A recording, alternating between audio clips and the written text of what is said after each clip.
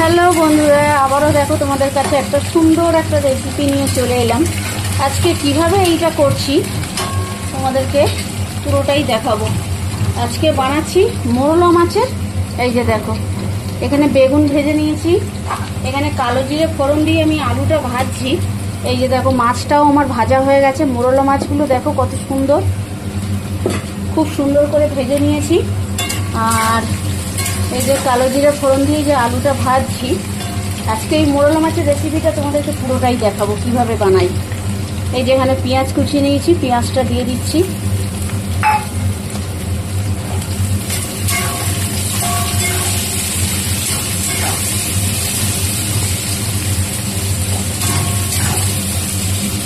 আজকে মোরলা মাছটা ভীষণ ভালো পেয়েছি বাজারে। ভালো করে ভাজা হয়ে যাক এটা। দেখো আমার পেঁয়াজটা ভাজা হয়ে গেছে ভালো করে, আর আলুটাও দেখো সেদ্ধ হয়ে গেছে খুব সুন্দরভাবে। এবার আমি এর মধ্যে দিয়ে দেব একটা টমেটো কুচি।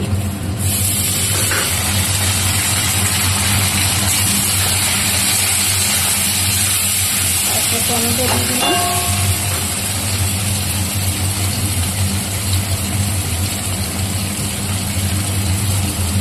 আর দিয়ে দিলাম এই যে কটা কাঁচা লঙ্কা চেরা,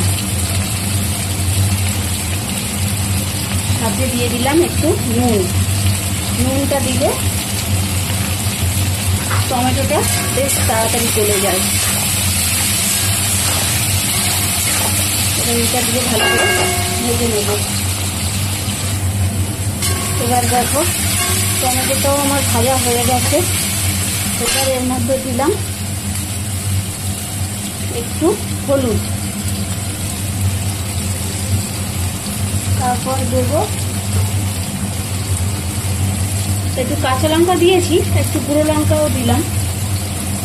একটু ঝাল ঝাল পছন্দ করি, আর চুনো মাছ তো একটু ঝাল হলেই ভালো লাগে বেশি। সব দিয়ে ভালো করে ভেজে নিলাম।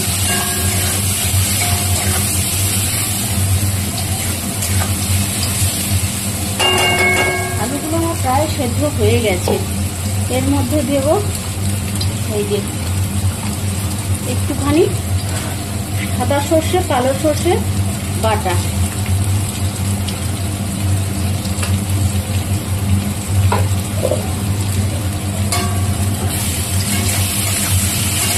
যেহেতু টমেটো দেওয়া রয়েছে এর মধ্যে, সর্ষেটা ভাজলে আর খেতে হবে না।